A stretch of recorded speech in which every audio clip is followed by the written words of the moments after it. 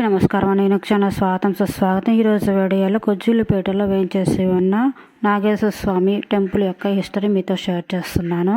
Late చేయకుండా video start చేద్దానండి. సుమారు 250 సంవత్సరములకు పూర్వము శ్రీ నాగేశ్వర స్వామి లింగ రూపము శ్రీ కోటి రామచంద్రరావు, శ్రీ బోడపాటి గుర్రాజు పంతులు గారు కట్టడములు కట్టించుకొనుటకు ఈ ప్రాంతంలో తవ్వుచుండగా బయటపడింది.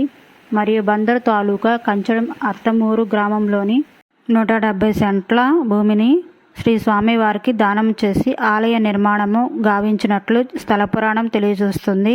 స్మార్త ఆగమ ప్రకారము సాంప్రదాయ సిద్ధంగా అర్చనాదులు జరపబడుచున్నవి. శ్రీ స్వామివారు శ్రీ బాలా త్రిపుర సుందరి సమేతుడై విరాజిల్లుతున్న ఆలయము నాటి నుండి నేటి వరకు దినదిన ప్రవర్ధమానమై చూచుటకు కనుల విందుగా శ్రీ బాలా త్రిపుర సుందరి అమ్మవారు, శ్రీ వీరభద్ర స్వామివారు, శ్రీ కుమారస్వామివారు మరియు ఉపాలయములుగా ఉన్నవి.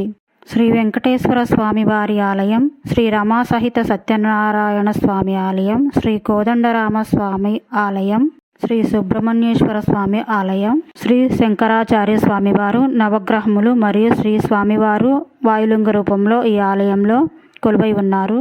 ఈ ఆలయంలో శ్రీ వెంకటేశ్వర స్వామి మందిరం ఉంది. 12/4/1971 తేదీన ఉదయం 8:30 ప్రముఖ సినీ సంగీత దర్శకులు, నేపథ్య గాయకులు పద్మశ్రీ ఘంటసాల వెంకటేశ్వరరావు గారి దంపతులచే ఈ హరిమండపానికి శంకుస్థాపన జరపబడింది. Thank you.